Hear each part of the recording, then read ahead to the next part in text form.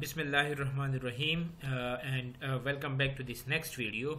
और ये chapter 15 homeostasis का पार्ट 7 है।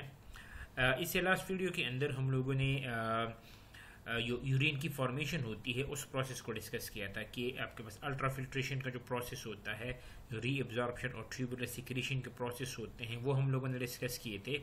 और हम लोगों ने ये डिस्कस किया था कि किडनी एज ए ऑस्मोरेगुलेटरी ऑर्गन किस तरह काम करता है और वो ब्लड के अंदर सोडियम के लेवल को किस तरह जाके मेंटेन कर रहा होता है। आज की वीडियो में हम लोग यूरिनरी ट्रैक्ट इन्फेक्शंस को जाके डिस्कस करेंगे। जो आपके पास यूरिनरी ट्रैक्ट इन्फेक्शन होता है, that is an infection in any part of your urinary system, या जो आपका यूरिनरी ट्रैक्ट होता है या जो यूरिनरी सिस्टम होता है उसमें से किसी भी पार्ट में अगर इन्फेक्शन हो जाता है उसको यूरिनरी ट्रैक्ट इन्फेक्शन कहते हैं। जब आप लोग यूरिनरी ट्रैक्ट को देखते हैं उसके अंदर कौन कौन सी चीज़ें आती हैं। यूरिनरी ट्रैक्ट के अंदर किडनीज, जो यूरिटर्स होते हैं, जो ब्लेडर और यूरेथ्रा होता है, वो आपका एक यूरिनरी ट्रैक्ट बना रहा होता है। तो ये जो चार चीज़ें होती हैं, the kidneys plus ureter plus bladder plus urethra, इसको कलेक्टिवली यूरिनरी ट्रैक्ट कहा जाता है। और जब इसके किसी भी पार्ट में इन्फेक्शन होता है उसको जाके यूरिनरी ट्रैक्ट इन्फेक्शन कहा जाता है। ज़्यादातर जो आपके पास इन्फेक्शंस होते हैं वो लोअर यूरिनरी ट्रैक्ट के अंदर होते हैं। अभी लोअर यूरिनरी ट्रैक्ट के अंदर जो ब्लेडर और यूरेथ्रा होता है वो इंक्लूड होता है, तो इसको लोअर यूरिनरी ट्रैक्ट कहते हैं, your bladder plus the urethra. तो ज़्यादातर जो इन्फेक्शंस होते हैं वो इन्हीं दो पार्ट्स में होते हैं, ब्लेडर और यूरेथ्रा के अंदर। जब आप लोग मेल फीमेल को कंपेयर करते हैं तो वुमेन के अंदर या फीमेल्स के अंदर जो यूरिनरी ट्रैक्ट इन्फेक्शन के चांसेस होते हैं या जो रिस्क होता है वो बहुत ज़्यादा होता है as compare to the man. ये चूँकि आपकी बुक का स्कोप नहीं है, लेकिन जनरली आप लोग जहन में इतना रखें कि वमेन और जो मेन होते हैं या जो मेल और फीमेल होते हैं उनका जो यूरिनरी ट्रैक्ट होता है उसमें एनाटॉमिकल डिफरेंसेस होते हैं, और उस एनाटॉमिकल डिफरेंसेस की वजह से, उन स्ट्रक्चरल डिफरेंसेस की वजह से फीमेल में यूटीआई के चांसेस ज़्यादा होते हैं, मेन में आपके पास चांसेस कम होते हैं। जब आप लोग यूरिनरी ट्रैक्ट इन्फेक्शंस की बात करते हैं तो उसको यूजुअली हम लोग 3 डिफरेंट टाइप्स में डिवाइड करते हैं। और ये जो आपके पास डिवीजन होती है 3 डिफरेंट टाइप्स में, वो बेस्ड ऑन साइट होता है कि आपके यूरिनरी ट्रैक्ट में किस पर्टिकुलर पार्ट में इन्फेक्शन हो रहा है। पहला जो आपके पास टाइप होता है उसको पायलोनेफ्राइटिस कहा जाता है। और जो पायलोनेफ्राइटिस होता है this is an inflammation of the kidney. जब आपकी किडनीज में जाके बैक्टीरियल इन्फेक्शन की वजह से इन्फ्लेमेशन होता है तो इसको पायलोनेफ्राइटिस कहा जाता है। अगर इस डायग्राम में आप लोग देखें, अगर यहाँ पे किडनीज में इन्फेक्शन होता है इसको यूजुअली पायलोनेफ्राइटिस कहा जाता है। इस बैक्टीरियल इन्फेक्शन की वजह से आपके पास इन्फ्लेमेशन होता है, और जो इन्फ्लेमेशन होती है वो यूजुअली आपके पास ये जो रेडनेस आपको नज़र आ रहा होता है इसको इन्फ्लेमेशन कहते हैं। तो जब आप लोग किडनी के अंदर देखते हैं, जब वहाँ पे बैक्टीरियल इन्फेक्शन होता है तो उसमें एक जो मेजर सिम्टम होता है वो इन्फ्लेमेशन का होता है। इसके अलावा इन्फेक्शन की वजह से पस भी जाके जनरेट हो सकता है, और आपके पास ये जो स्कार्स होते हैं, ये जो आपको डार्क एरिया नज़र आ रहा है, वो भी आपके पास हो सकता है। अभी जब आप लोग बैक्टीरियल इन्फेक्शन की बात करते हैं तो कौन कौन से डिफरेंट जो ऑर्गेनिजम्स होते हैं वो जाके आपके इस पायलोनेफ्राइटिस को जाके काज कर सकते हैं। सबसे कॉमन जो आपके पास बैक्टीरिया होते हैं जो पायलोनेफ्राइटिस के लिए रिस्पॉन्सिबल होते हैं उसमें ई कोलाई सबसे कॉमन होता है। अबाउट 75 to 95% जो केसेस होते हैं पायलोनेफ्राइटिस के वो इस एस्केरिशिया कोलाई की वजह से होते हैं। बाकी जो बैक्टीरिया होते हैं जो इस पायलोनेफ्राइटिस को काज कर सकते हैं उसमें प्रोटियस मिराबिलस होता है, क्लेप्सिला नमोनिया होता है, और स्टेफाइलोकोकस सेप्रोफाइटिकस। ये जो आपके पास ऑर्गेनिजम्स होते हैं ये यूजुअली रिस्पॉन्सिबल होते हैं फॉर द पायलोनेफ्राइटिस। जब आप लोग सिम्टम्स की बात करते हैं कि पायलोनेफ्राइटिस में आपके पास सिम्टम्स कौन कौन से होते हैं, तो आपके पास फीवर हो सकता है, आपके पास चिल्स हो सकते हैं, एक पर्टिकुलर कंडीशन होता है जिसको डायसूरिया कहा जाता है। सो डायसूरिया इज एक्चुअली दी अर्जेंसी और दी जब आपको यूरिन की बहुत ज़्यादा ज़रूरत होती है और आपको फ्रीक्वेंटली यूरिन आ रहा होता है, उस कंडीशन को डायसूरिया कहा जाता है। तो पायलोनेफ्राइटिस के अंदर एक जो सिम्टम होता है वो फ्रीक्वेंसी और जो अर्जेंसी यूरिन की होती है वो ज़्यादा हो जाती है। थर्ड जो सिम्टम होता है यूजुअली आपके पास जो बैक होता है उसमें पेन भी आप लोग जाके फील कर सकते हैं, क्योंकि जो आपके पास किडनीज होती हैं वो यूजुअली इसी एरिया में जाके लोकेटेड होती हैं। इसके अलावा जो सिम्टम्स होते हैं नोजिया हो सकता है और आपके पास वॉमिटिंग हो सकता है। तो आपके पास जो ऑर्गेनिजम्स हैं वो ये वाले हैं, या आपके पास सिम्टम्स हैं वो आपके पास ये वाले हैं। अभी जब पायलोनेफ्राइटिस को आप लोग ट्रीट करते हैं, उसकी ट्रीटमेंट के लिए यूजुअली आप लोग एंटीबायोटिक्स को यूज़ करते हैं। अभी अगर आपके पास कंडीशंस माइल्ड टू मॉडरेट हैं बेस्ड ऑन द सिम्टम्स, तो उसके लिए जो एंटीबायोटिक्स यूज़ होते हैं उसमें सेफ्ट्राइक्सोन, सिप्रोफ्लॉक्सिसिन, लेवोफ्लॉक्सिसिन और एस्ट्रोनिम यूजुअली यूटिलाइज होते हैं। लेकिन अगर आपके पास कंडीशन सिवियर हैं, सिम्टम्स आपके पास सिवियर हैं, तो उसमें फिर यूजुअली जो एंटीबायोटिक्स आप लोग यूज़ करते हैं उसमें सिपिफाइन, पिपरसिलिन, टेजोबैक्टम और जो मेरोपेनिम होते हैं उनको जाके आप लोग यूटिलाइज करते हैं। तो जो पायलोनेफ्राइटिस होता है ये आपके पास यूरिनरी ट्रैक्ट इन्फेक्शन की पहली टाइप होती है। जब आप लोग second type of urinary tract infection को देखते हैं उसको सिस्टाइटिस कहा जाता है। सिस्टाइटिस जो आपके पास होता है that is the inflammation of the bladder. आपके ब्लेडर में जब जाके इन्फेक्शन होता है, कोई बैक्टीरियल इन्फेक्शन होता है और उसकी वजह से इन्फ्लेमेशन क्रिएट होता है, उस पर्टिकुलर कंडीशन को सिस्टाइटिस कहा जाता है। भी अगर आप लोग यूरिनरी ट्रैक्ट को दोबारा देखते हैं तो इसमें ये वाला जो पोर्शन है ये आपके पास ब्लेडर है। तो जब यहाँ पे इन्फेक्शन होता है इस पर्टिकुलर कंडीशन को सिस्टाइटिस कहा जाता है। अभी अगर आप लोग नॉर्मल ब्लेडर को जाके एक जो इन्फ्लेम्ड ब्लेडर होता है जिसमें सिस्टाइटिस की इन्फेक्शन होती है, तो आप लोग दोनों को कंपेयर करते हैं। यहाँ पे अगर आप लोग देखते हैं आपको एक लाइट कलर नज़र आ रहा है, लेकिन यहाँ पे आपको डार्क रेड एरिया नज़र आ रहे हैं। और इस डायग्राम के अंदर अगर आप लोग देखते हैं ये जो डार्क रेड एरिया आपको नज़र आ रहा है ये यूजुअली आपके पास इन्फ्लेमेशन को शो कर रहा है। और ये इन्फ्लेमेशन तब होता है जब ब्लेडर के अंदर बैक्टीरियल इन्फेक्शन होता है। तो जो इन्फ्लेमेशन होता है उस पर्टिकुलर कंडीशन को कहते हैं जिसमें आपके किसी पर्टिकुलर बॉडी पार्ट में इरिटेशन होता है, उसमें रेडनेस होती है या उसमें वो स्वोलन हो जाता है। तो यहाँ पे जब आप लोग देखते हैं इस पर्टिकुलर डायग्राम के अंदर, या यहाँ पे अगर आप लोग देखते हैं इस पर्टिकुलर डायग्राम के अंदर, तो ये आपको रेडनेस नज़र आ रहा है। और ये जो आपके पास रेडनेस होती है that is most of the time ये जब आपके पास बैक्टीरियल इन्फेक्शन होता है उसकी वजह से होता है। तो सिस्टाइटिस में चूंकि बैक्टीरियल इन्फेक्शन होता है उसकी वजह से इस ब्लैडर में जाके इन्फेक्शन होता है। अगेन सबसे जो कॉमन बैक्टीरिया होता है जो सिस्टाइटिस के लिए रिस्पॉन्सिबल होता है वो भी आपके पास ई कोलाई ही होता है। जब आप लोग सिस्टाइटिस के सिम्टम्स को देखते हैं इसमें आपको फ्रीक्वेंट अर्ज टू यूरिनेट, मतलब आपको जो यूरिनेशन होता है वो जल्दी जल्दी बनने को आ रहा होता है। जब आप लोग यूरिनेशन कर लेते हैं और आपका जो ब्लेडर होता है वो एम्प्टी हो जाता है, फिर भी आपको अर्ज रहता है कि आप जाके यूरिनेट करें। जब आप लोग यूरिन को देखते हैं तो वो यूजुअली आपके पास क्लाउडी और स्ट्रॉन्ग स्मेलिंग होता है। जो स्मेल होता है यूरिन का वो बड़ा स्ट्रॉन्ग होता है और वो क्लियर यूरिन नहीं होता, वो क्लाउडी यूरिन होता है। अनदर सिम्टम कैन बी कि यूरिन में ब्लड भी आ सकता है। और एक और सिम्टम आपके पास ये हो सकता है कि आप पेन फील करते हैं जब सेक्सुअल इंटरकोर्स करते हैं। Another important symptom is sensation of pressure और ब्लैडर फुलनेस। आप लोग ये फील कर रहे होते हैं कि जो ब्लैडर है वो आपके पास फुल है, हालांकि आप लोग अभी यूरिनेट करके आ रहे होते हैं। और आपके पास जो एब्डोमेन या बैक होता है उसमें आपके पास क्रैम्पिंग या पेन हो सकता है।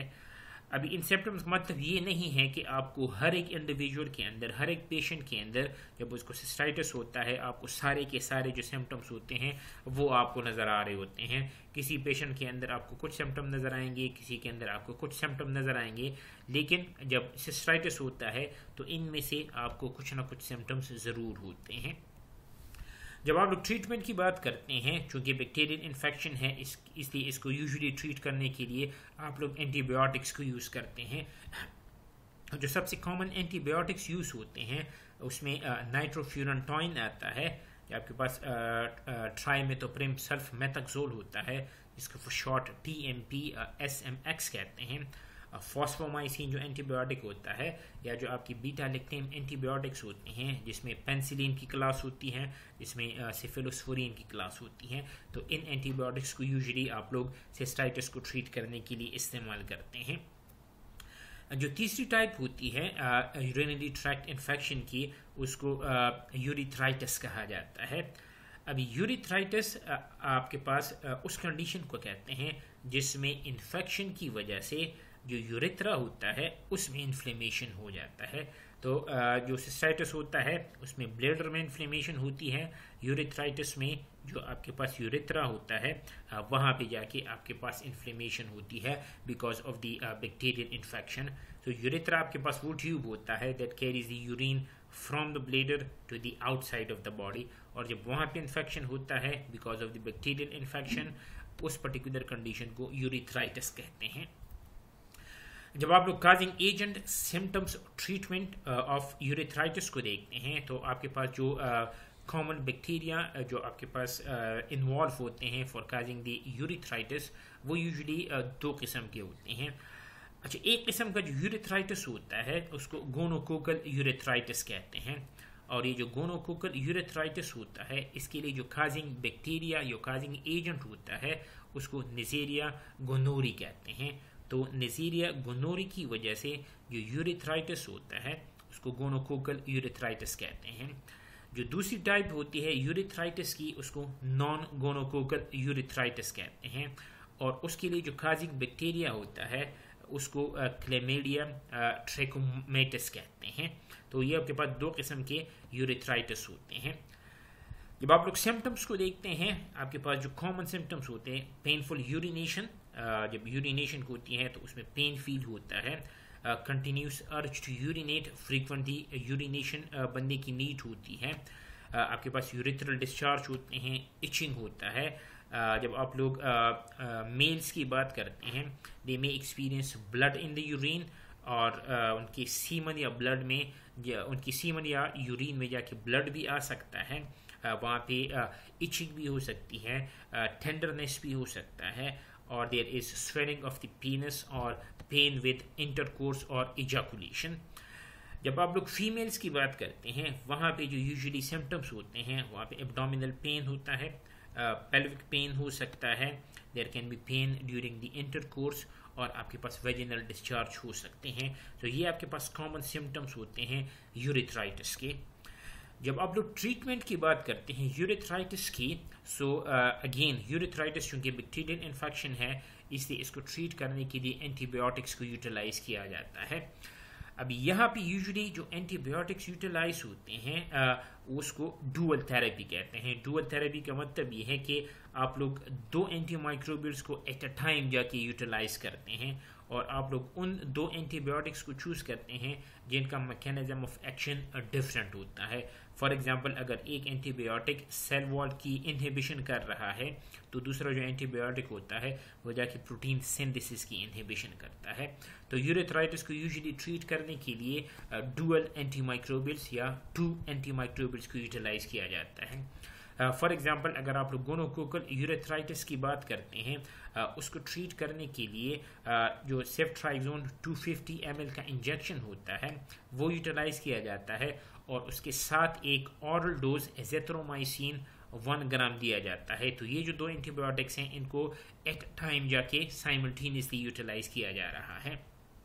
जब आप लोग नॉन गोनोकोकल यूरिथ्राइटिस की बात करते हैं यहाँ पे आप लोग एक oral single dose of azithromycin 1 gram या आप लोग 100 mg डॉक्सीसाइक्लिन जो एंटीबायोटिक होता है उसको आप लोग डेली ट्वाइस लेते हैं फॉर 7 डेज।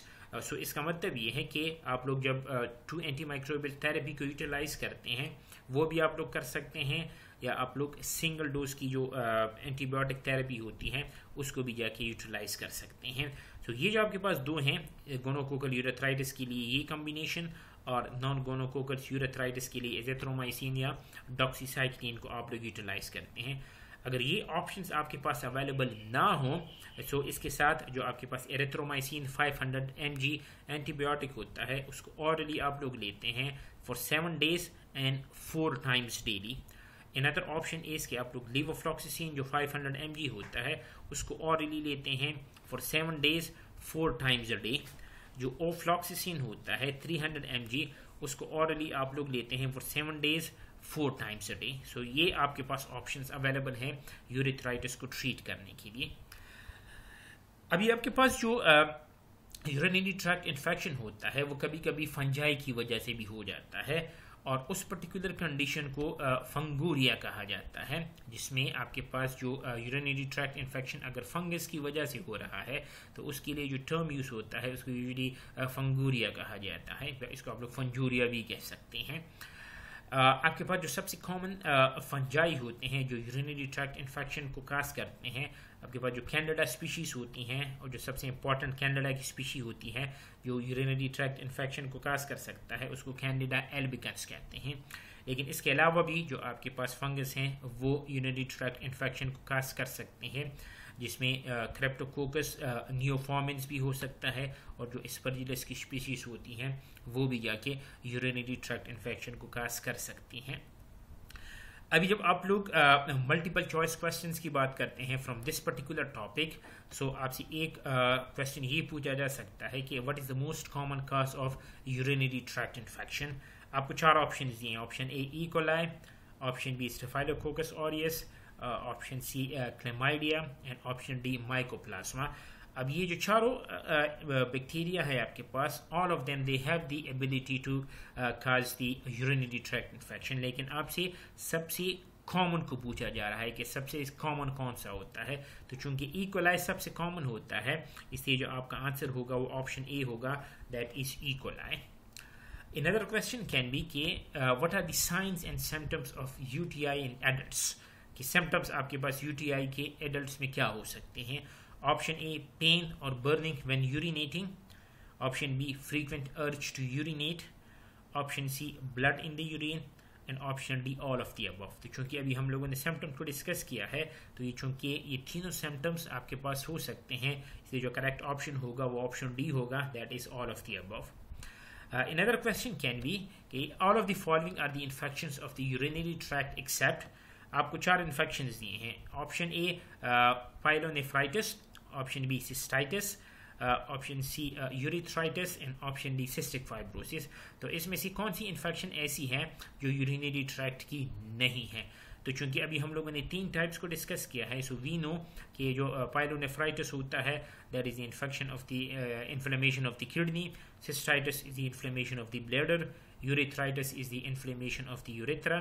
तो जो सिस्टिक फाइब्रोसिस होता है ये यूजुअली जो लंग इन्फेक्शन होता है उसको कहते हैं। जो लंग एक पर्टिकुलर इन्फेक्शन जो लंग्स के अंदर होता है उसको सिस्टिक फाइब्रोसिस कहते हैं। तो चूंकि वो लंग्स के अंदर हो रहा है इसलिए जो करेक्ट ऑप्शन होगा वो ऑप्शन डी होगा। Another question can be which of the following antibiotics are used for the treatment of cystitis? Option A nitrofurantoin, option B trimethoprim sulfamethoxazole, option C beta-lactam antibiotics, penicillin और cephalosporin की जो classes हैं, and option D all of the above। तो चूंकि already हम लोग देख चुके हैं कि ये सारे एंटीबायोटिक्स यूज होते हैं इसलिए जो करेक्ट ऑप्शन होगा वो आपके पास ऑप्शन डी होगा, that is all of the above. अगर आपको वीडियो अच्छी लगी है तो मेरे चैनल को सब्सक्राइब करें और अपने फ्रेंड्स के साथ जाके इसको शेयर करें और इस वीडियो को लाइक करें। नेक्स्ट वीडियो के अंदर इंशाल्लाह हम लोग जो आपके पास स्टोन्स होते हैं उसको इंशाल्लाह हम लोग जाके डिस्कस करेंगे।